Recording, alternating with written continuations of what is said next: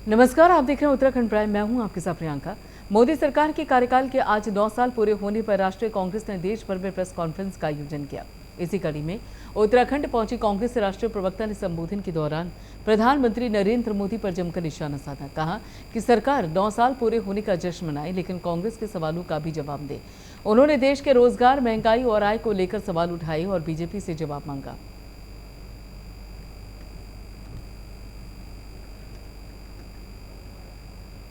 आज हम 35 शहरों में प्रेस वार्ता कर रहे हैं। मोदी सरकार के 9 साल पूरे हुए और हमने 9 साल के 9 प्रश्न पूछे हैं कि इस बार तो 9 साल पूरे होने के बाद मोदी साहब अपनी चुप्पी तोड़ेंगे और जवाब देंगे।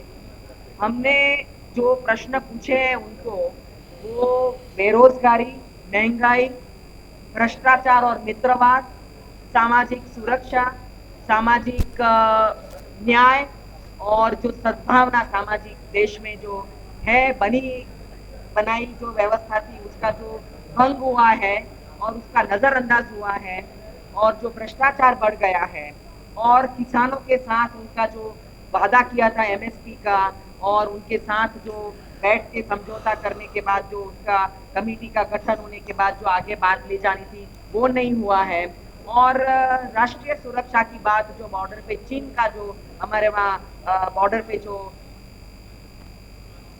जितेंद्र पेटवाल हमारे साथ जुड़ चुके इस बाबत आगे की जानकारी देने के लिए। जितेंद्र पेटवाल, यहाँ पर एक तरफ बीजेपी है जो कि केंद्र सरकार के 9 साल पूरे होने पर जश्न मना रही है, लेकिन यहाँ पर जो कांग्रेस है अगर देखा जाए तो वो काफी आक्रोशित नजर आ रही है। कारण क्या है इसके पीछे? देखिए, जाहिर सी बात है कि विपक्षी पार्टी है जो अपना विपक्ष का क्रम निभा रही है, और उसी क्रम में आज मोदी सरकार के जो कार्यकाल के 9 साल पूरे हुए हैं उस पर राष्ट्रीय कांग्रेस ने देश भर में प्रेस कॉन्फ्रेंस का आयोजन किया है। और इस कड़ी में उत्तराखंड पहुंची कांग्रेस राष्ट्रीय प्रवक्ता डॉक्टर एमी याग्निक ने कांग्रेस मुख्यालय देहरादून में पत्रकारों को संबोधित किया, और इस दौरान उन्होंने प्रधानमंत्री मोदी पर जमकर निशाना साधा। याग्निक ने कहा कि सरकार 9 साल पूरे होने का जश्न मनाए, लेकिन कांग्रेस के सवालों का भी जवाब दे। उन्होंने कहा कि पिछले 9 साल में करोड़ों युवाओं का रोजगार छीनने में मोदी सरकार विश्व गुरु बन गई है। ऐसा क्यों है कि देश में महंगाई और बेरोजगारी आसमान छू रही है? फिर ये आलम क्यों है कि पिछले 9 साल में किसानों की आय दोगुनी नहीं हुई? अडानी को फायदा पहुंचाने के लिए एलआईसी और एसबीआई में जमा जनता के खून पसीने की कमाई को दांव पर लगा दिया। ऐसा क्यों किया? और ऐसा क्यों हो रहा है कि भ्रष्टाचार लगातार बढ़ रहा है, महिलाओं पर अत्याचार लगातार बढ़ रहा है, आए दिन जो महिलाओं के साथ शोषण की खबरें आती हैं वो उसमें भी इजाफा हो रहा है। तो इसी तरीके के कुल 9 सवाल उन्होंने रखे और उससे कहा कि मोदी सरकार इन 9 सवालों का जवाब दे कि ऐसी स्थिति देश में क्यों आन पड़ी है। जी बिल्कुल, तो यहाँ पर महंगाई और आय को लेकर कांग्रेस ने सवाल उठाए हैं। मोदी सरकार के कार्यकाल के 9 साल पूरे होने पर कांग्रेस ने अलग अलग जगहों पर प्रेस कॉन्फ्रेंस की है। लेकिन जितेंद्र, ये प्रेस कॉन्फ्रेंस समझ में आती है, लेकिन उसके साथ साथ कहीं ना कहीं अगर जनता के बीच में जगह बनानी है तो कांग्रेस को फिर अपनी भी तो उपलब्धियां गिनवानी पड़ेगी कि आखिर वो किस एजेंडे के तहत सत्ता पक्ष पर सवाल खड़े कर रहे हैं। जाहिर सी बात है कि कांग्रेस की भी सरकारें इस देश और राज्यों में रही हैं, तो उनको इसके साथ साथ अपनी उपलब्धियां भी जरूर बतानी चाहिए।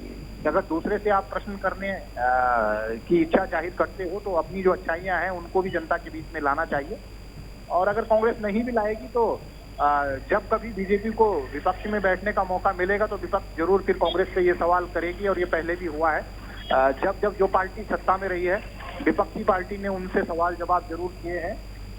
ये एक लोकतंत्र में एक प्रक्रिया है, उस प्रक्रिया का निर्वहन सभी विपक्षी पार्टियां करती हैं और सरकारों को समय समय पर कोसने का काम करती हैं, अपना विपक्ष का धर्म निभाती हैं। तो मुझे लगता है कि जब बीजेपी की बारी आएगी तो बीजेपी भी ऐसे ही कुछ दक्ष प्रश्न जो है कांग्रेस के सामने खड़े करेगी और कांग्रेस उसका जवाब देगी। बिल्कुल, लेकिन कहीं पर भी अगर देखा जाए तो सत्ता सिर्फ इस बाबत तो हासिल नहीं की जा सकती है कि जो सत्ता में है आप उसके ऊपर आरोप लगाएं या फिर उस पर कटाक्ष करें या फिर उसकी कमियां बताएं, लेकिन उसके साथ साथ जनता को आपको ये भी समझाना पड़ेगा कि अगर आप आते हैं सत्ता में या फिर अगर आप सत्ता के सामने उनकी आवाज़ उठाते हैं तो क्या आप उतने ही महंगाई, बेरोजगारी, आय को लेकर उतने ज़्यादा आक्रोशित होकर सड़कों पर नजर आ रहे हैं क्या? हाँ, जाहिर सी बात है कि अगर कांग्रेस को अपना विपक्ष का धर्म निभाना है तो जमकर जो जनता की समस्याएं हैं उनको साथ लेकर सड़कों पर भी उतरना चाहिए, सदन में भी सरकारों को घेरना चाहिए और अपना जो पूर्ण धर्म है उसको निभाना चाहिए। ऐसा नहीं है, वास्तव में महंगाई का स्तर जो है दिनों दिन बढ़ता जा रहा है, बेरोजगारी का आलम भी बढ़ता जा रहा है और ये पहले से होता हुआ आया है। अब स्थितियां थोड़ी सी और गंभीर हो गई हैं क्योंकि आज स्थितियां ये हैं कि संसाधन कम पड़ने शुरू हो गए हैं। देश काल परिस्थिति के अनुरूप जो है बेरोजगारी चरम पर है, स्वास्थ्य की सुविधाएं अच्छी नहीं है।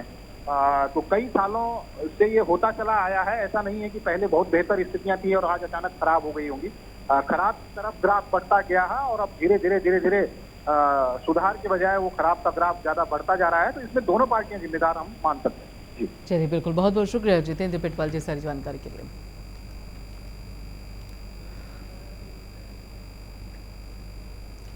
नगर पंचायत दिनेशपुर के प्रांगण में भाजपा महिला मोर्चा ने बैठक ली। इस दौरान नगर पंचायत दिनेशपुर के द्वारा प्रधानमंत्री आवास योजना के लाभार्थियों के संग सेल्फी कार्यक्रम में हिस्सा लिया।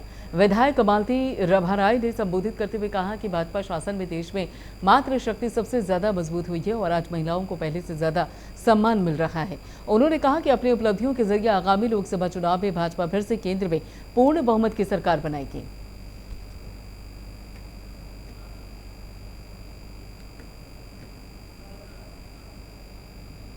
और इसी बाबत आगे की जानकारी देने के लिए काजल राय हमारे साथ हैं। काजल, यहाँ पे महिला मोर्चा की पूरी बैठक हुई, क्या कुछ निकल कर सामने आया इस बैठक में? प्रियंका, बताना चाहूंगा कि वेस्ट बंगाल से मालती जो विधायक है और राष्ट्रीय उपाध्यक्ष है भाजपा के महिला मोर्चा के, तो ये आज जो है दिनेशपुर नगर पंचायत में कुछ क्षेत्र के कुछ भाजपा कार्यकर्ताओं के लेकर एक बैठक किया। आगामी चुनाव की रणनीति, जो लोकसभा की चुनाव की रणनीति के बारे में नरेंद्र मोदी जी के जो विकास कार्य है जन जन तक पहुंचाने के लिए इन पे जो है इन्होंने जो है बात की है। जी मैम, बिल्कुल। और यहाँ पर बताया जा रहा है कि भाजपा शासन में मातृशक्ति मजबूत हुई है, ये बात इस बैठक में जो मालती है उन्होंने कही। लेकिन अब सवाल उठता है कि उत्तराखंड में खासतौर पर केंद्र सरकार की योजनाओं को जो हर घर तक पहुंचाने की बात सामने आ रही है, उसमें महिला मोर्चा की क्या भूमिका रहने वाली है? क्या उस बाबत भी चर्चा इस बैठक में की गई? जी प्रियंका, ये बात जो है सभी जो कार्यकर्ता थे, महिला कार्यकर्ता भाजपा के, इनको पहले तो जो है यहाँ दिनेशपुर क्षेत्र में जो प्रधानमंत्री आवास योजना जो लोगों को मिला है, तो उस पे एक सेल्फी कार्यक्रम किया गया और महिलाओं के साथ जो है फोटो खींच के जो है सेल्फी के जो है लोगों के बीच में रखा गया। इसके अलावा जो है सभी ने खास तौर से जो है मालती राय जी ने, इन्होंने जो है पूरा इस क्षेत्र में किस तरीके से महिलाओं को रिझाने की, भाजपा के प्रति जो है वोट देने की जो एक बात उन्होंने जो है प्रधानमंत्री के विकास कार्यों को घर घर तक पहुंचाकर बात की जाने की बात की गई। जी चलिए, बिल्कुल, बहुत बहुत शुक्रिया इस सारी जानकारी के लिए काजल राय।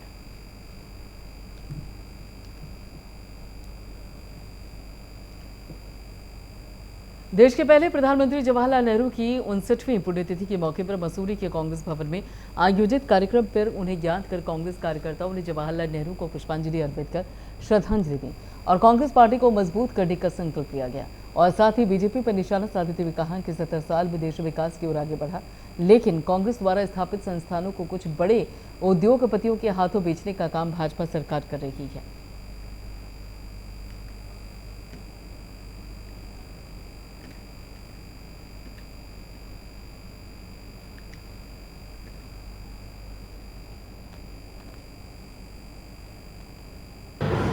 देखिए, मैं सबसे पहले हमारे देश के आधुनिक भारत के निर्माता पंडित जवाहरलाल नेहरू जी को अपनी ओर से कोटि कोटि नमन करता हूं।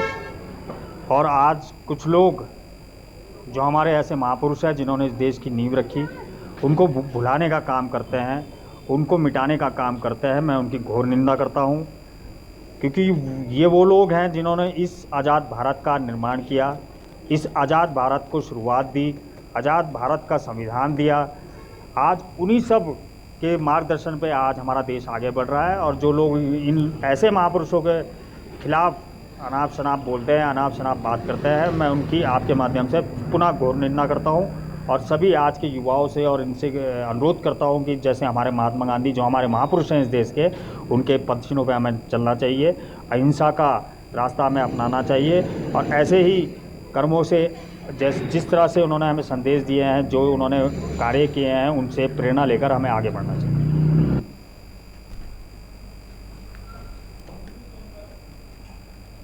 सुनील सोनकर हमारे साथ जुड़ चुके इस बाबत आगे की जानकारी देने के लिए। सुनील सोनकर, यहाँ पर कार्यालय में पंडित जवाहरलाल नेहरू को श्रद्धांजलि अर्पित की गई, लेकिन उसके साथ साथ किस तरीके से उत्तराखंड में कांग्रेस को मजबूत करना है, इस बाबत भी अगर देखा जाए तो कांग्रेस को सोचने की जरूरत है।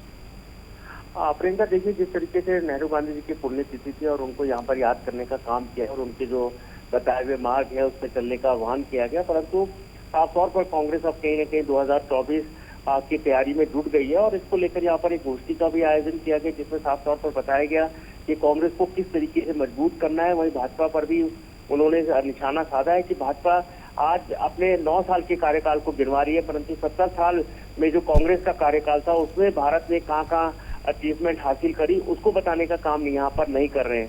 उन्होंने कहा कि आज देश को बेचने का काम प्रधानमंत्री नरेंद्र मोदी कर रहे हैं, जो उद्योगपति के हाथों में पूरे देश को रख दिया गया है और आज जो वाई लूटी जा रही है वो सब फेक है। उन्होंने कहा कि जिस तरीके से प्रधानमंत्री विदेशों के दौरे कर रहे हैं उसको लेकर बहुत ज्यादा प्रचार प्रसार किया जा रहा है, परंतु अगर धरातल पर देखें तो देश के लिए कुछ खास नहीं किया जा रहा। आज भी महंगाई चरम पर है। अगर बात करी जाए तो बेरोजगारी ने कमर तोड़ के रख दी है, महंगाई बस दस्तूर जारी है। तो ऐसे में देश की जनता को कहाँ राहत मिली है। तो इन्हीं सभी मुद्दों को लेकर अब कांग्रेस जन जन तक पहुंचने का काम कर रही है और जिस तरीके से नरेंद्र मोदी द्वारा कह सकते हैं कि जुमलेबाजी की सरकार यहाँ पर चलाई जा रही है उसको जनता के सामने रखा जा रहा है। उनका ये कहना है कि 2024 में निश्चित यहाँ पर कांग्रेस पार्टी एक बार फिर केंद्र में सरकार बनाएगी और देश में जिस तरीके का माहौल यहाँ पर सांप्रदायिक स्वार्थ को बिगाड़ने का काम करा जा रहा है उसको हटाने का काम करा जाएगा और लोकतंत्र को बचाने का काम यहाँ पर किया जाएगा। जी प्रियंका। चलिए, शुक्रिया सुनील सोनकर इस सारी जानकारी के लिए।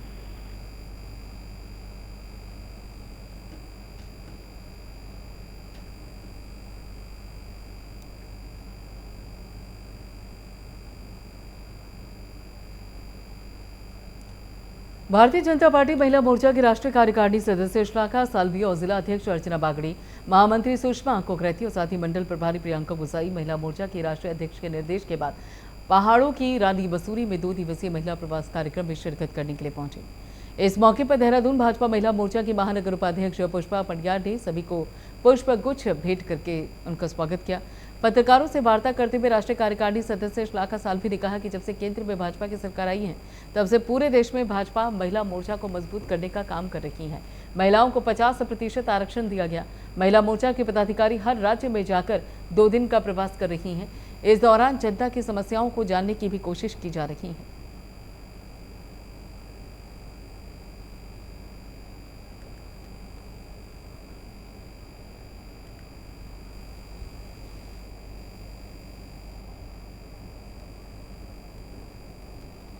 भारतीय जनता पार्टी की सरकार जब से केंद्र में आई है तब से महिला मोर्चा को बहुत बढ़ावा दिया जा रहा है और प्रवास की एक योजना हमारी केंद्र के हमारी अध्यक्षा जो है वानती श्रीनिवासन जी ने, उन्होंने अलग अलग राज्यों में जाके प्रवास करना ये हमें टास्क दिया है। प्रवास की योजना में हम वहाँ के लाभार्थियों को मिलते हैं, वहाँ के नव मतदार जो है उनसे बातचीत करते हैं। आंगनवाड़ी की है, आशा बहू है, स्थानिक स्वराज्य संस्था की कोई बहनें हैं, ऐसे जो भी की वोटर्स हैं उन लोगों को मिलते हैं।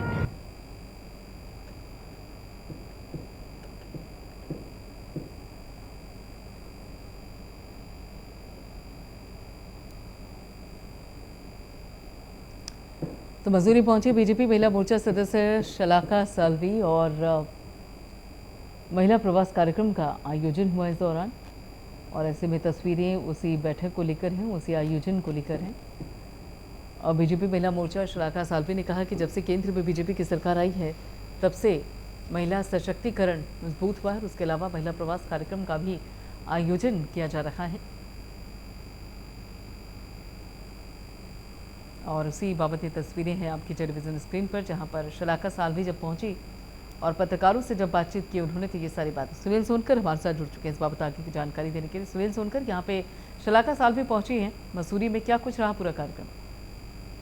देखिए, यहाँ पर अगर 2 दिवसीय यहाँ पर प्रवास कार्यक्रम में राष्ट्रीय कार्यकारिणी सदस्य यहाँ पर पहुंची है और उनका ये कहना है कि ये 2 दिवसीय कार्यक्रम कहीं न कहीं प्रधानमंत्री नरेंद्र मोदी द्वारा केंद्र और राज्य में चलाई जा रही जन कल्याण योजनाओं के बारे में लोगों को बताना है और जहाँ जहाँ लोगों को इस योजनाओं का लाभ नहीं मिल पा रहा है उसका लाभ यहाँ पर दिलाना है। कहीं न कहीं उन्होंने बताया कि अब भाजपा 2024 के चुनाव के लिए कमर कस चुकी है और भाजपा का मेन फोकस होता है बूथ, और बूथ को मजबूत करना ही कांग्रेस का भाजपा का काम है। उन्होंने बताया कि भाजपा का एक ही स्लोगन है कि अगर बूथ आपका मजबूत है तो आप चुनाव जीत जाते हैं और इसी को लेकर बूथ स्तर पर जितनी भी जन कल्याणकारी योजना, चाहे वो पुष्कर सिंह धामी की हो या प्रधानमंत्री नरेंद्र मोदी की है, उनको जन जन तक पहुंचाना है। वहीं उन्होंने बताया कि कर्नाटक चुनाव में कहीं न कहीं भाजपा को हार मिली है, परंतु वोट परसेंटेज उनका कम नहीं हुआ है। उन्होंने कहा कि कुछ गलतियां वहां पर भाजपा से जरूर हुई है और उनका सुधार करते हुए यहाँ पर उच्च नेतृत्व है उसमें समीक्षा कर रहा है, परंतु भाजपा का शीर्ष नेतृत्व पूरे देश में ये अपनी प्रवास यात्रा को लेके जा रहा है, जहाँ पर सभी कार्यकर्ताओं की समस्याओं को देखा जा रहा है, जनता की समस्याओं को सुना जा रहा है और जो जन कल्याणकारी योजना है उसको जन जन तक पहुंचाने का काम यहाँ पर किया जा रहा है। जी प्रियंका। बिल्कुल, और ऐसे भी अगर देखा जाए तो जिस तरीके से ये पूरा कार्यक्रम हुआ और शलाका साल्वी ने कहा कि जब से केंद्र सरकार में बीजेपी सरकार आई है तब से यहाँ पर महिलाओं का सशक्तिकरण बढ़ रहा है। उस बाबत इन दावों की अगर हकीकत उत्तराखंड के पैमाने पर परखी जाए तो क्या ये पूरी तरीके से सही साबित होती है? प्रियंका, जिस तरीके से यहाँ पर राष्ट्रीय कार्यकारिणी सदस्य ने बताया कि प्रधानमंत्री नरेंद्र मोदी जब से सरकार में आए हैं और आज 9 साल पूरा कर दिया, तो ऐसे में महिलाओं को आत्मनिर्भर और उनको सशक्त बनाने का काम यहाँ पर प्रधानमंत्री नरेंद्र मोदी ने किया है। 50% का आरक्षण कहीं ना कहीं उनको राजनीति में दिया गया है और आज कोई सा भी आप क्षेत्र देख लीजिए वहाँ पर महिलाएं सबसे आगे हैं। तो उन्होंने कहा कि जब से प्रधानमंत्री नरेंद्र मोदी आए तो उनका मान सम्मान यहाँ पर महिलाओं का बढ़ा हुआ है और इसी को लेकर महिलाएं कहीं ना कहीं भारतीय जनता पार्टी और प्रधानमंत्री नरेंद्र मोदी के साथ है और उनको पूरा विश्वास है कि 2024 में प्रधानमंत्री नरेंद्र मोदी एक बार फिर यहाँ पर प्रधानमंत्री बनेंगे और लोकसभा में पूर्ण बहुमत की सरकार यहाँ पर भाजपा की बनेगी। जी चलिए, शुक्रिया सुनील सोनकर सारी जानकारी के लिए।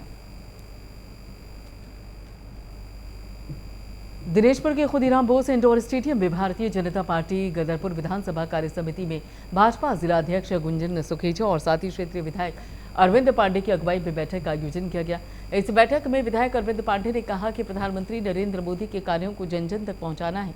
भारत देश को प्रधानमंत्री नरेंद्र मोदी ने विश्व पटल में एक नई पहचान दिलाई। वहीं भारतीय जनता पार्टी के जिला अध्यक्ष गुंजन सुखेजा ने कहा कि भारतीय जनता पार्टी में कोई गुटबाजी नहीं है। भारतीय जनता पार्टी में जुड़ जाता है वो एक परिवार का सदस्य बन जाता है और अपने परिवार के प्रति कर्तव्य को निभाता है। आगामी लोकसभा चुनाव के भारतीय जनता पार्टी के चुनाव चिन्ह पर ही वोट देंगे। सभी पदाधिकारियों का आज सम्मेलन है और मैं अपने मंडल अध्यक्ष, तीनों मंडल अध्यक्षों का मैं धन्यवाद देता हूं कि 100% उपस्थिति है मेरी जानकारी में है और सब एक होकर 2024 में देश का प्रधानमंत्री मोदी जी को तीसरी बार बनाकर हम हिंदुस्तान को विश्व गुरु बनाना चाहते हैं। उसी क्रम में सभी विधानसभाओं का सम्मेलन होगा और उसी कड़ी में आज गदरपुर विधानसभा का सम्मेलन हुआ है। मैं सभी कार्यकर्ताओं को इसकी शुभकामना देता हूँ। देश के यशस्वी प्रधानमंत्री नरेंद्र मोदी जी की सरकार के 9 वर्ष के सफल कार्यकाल यानी 9 वर्ष की उपलब्धियों को लेकर भारतीय जनता पार्टी का प्रत्येक कार्यकर्ता जनसंपर्क अभियान के माध्यम से इस देश के प्रत्येक व्यक्ति तक पहुंचने का कार्य करेगा। इन 9 वर्ष की उपलब्धियों की चर्चा हम प्रत्येक व्यक्ति से करेंगे। इसको लेकर योजना रचना कार्यकर्ताओं के माध्यम से हमारी विधानसभाओं की कार्य समितियों में बन रही है।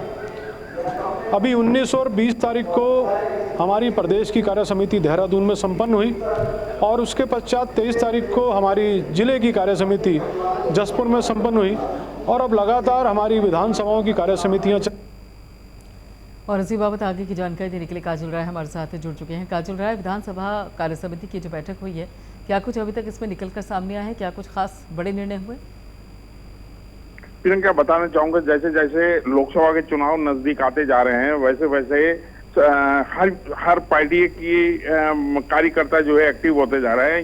इसी के तहत आज जो है दिनेशपुर खुदीराम बोस स्टेडियम में भाजपा के गदरपुर मंडल का जो है बैठक का आयोजन किया गया और इसमें जो है कई मुद्दों पर जो किस तरीके से वोटों को रिझाया जाए उन मुद्दों को लेकर जो है चर्चा की गई और जो बूथ अध्यक्ष हैं, फिर क्या कहते हैं भाजपा मंडल अध्यक्ष है, इनको जो है टिप्स दिया गया।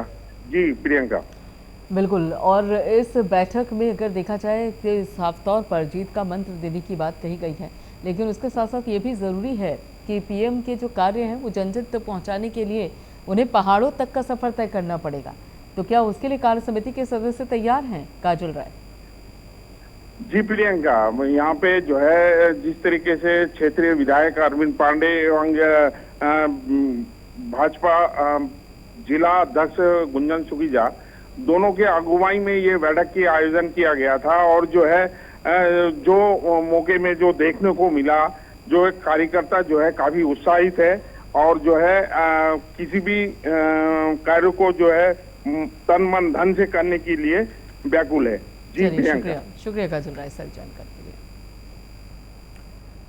श्री बद्रीनाथ धाम में मौसम सामान्य होने के बावजूद भी लोग दर्शन करने के लिए जा रहे हैं। बड़ी संख्या में तीर्थयात्रियों ने भगवान बद्री विशाल के दर्शन किए और आपको बता दें कि 11,500 से अधिक तीर्थयात्रियों ने दर्शन किए हैं और कपाट खुलने की तिथि 27 अप्रैल से आज दिन तक श्री बद्रीनाथ पहुंचने वाले श्रद्धालुओं की संख्या 4.5 लाख पहुंच गई और श्री केदारनाथ धाम में 25 अप्रैल कपाट खुलने से आज दिन का समय कुल 5.5 लाख से अधिक तीर्थयात्रियों ने दर्शन किए।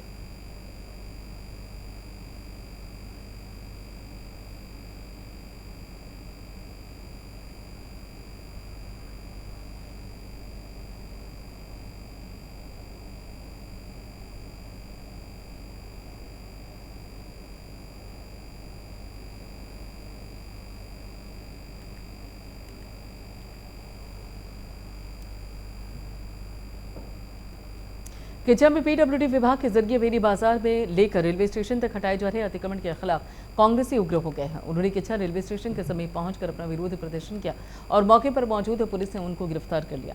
विभाग के अधिकारियों ने बताया कि सरकार के आदेश पर सरकारी जमीनों पर बने हुए अवैध अतिक्रमण के खिलाफ इन दिनों अभियान चल रहा है, जिसको लेकर ही विभाग के अधिकारी अतिक्रमण हटाने में लगे हुए हैं।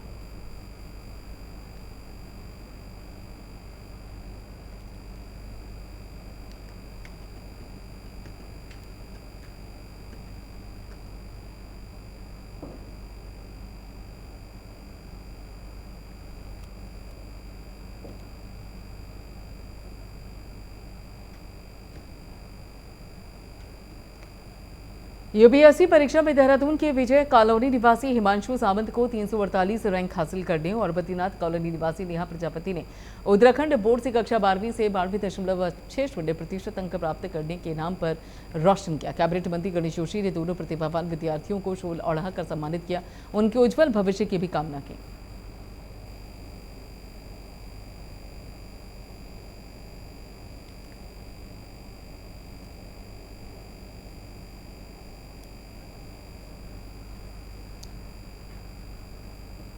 चलिए फिलहाल इतना ही, बाकी खबरों के लिए आप जुड़े रहिए प्राइम न्यूज़ के साथ।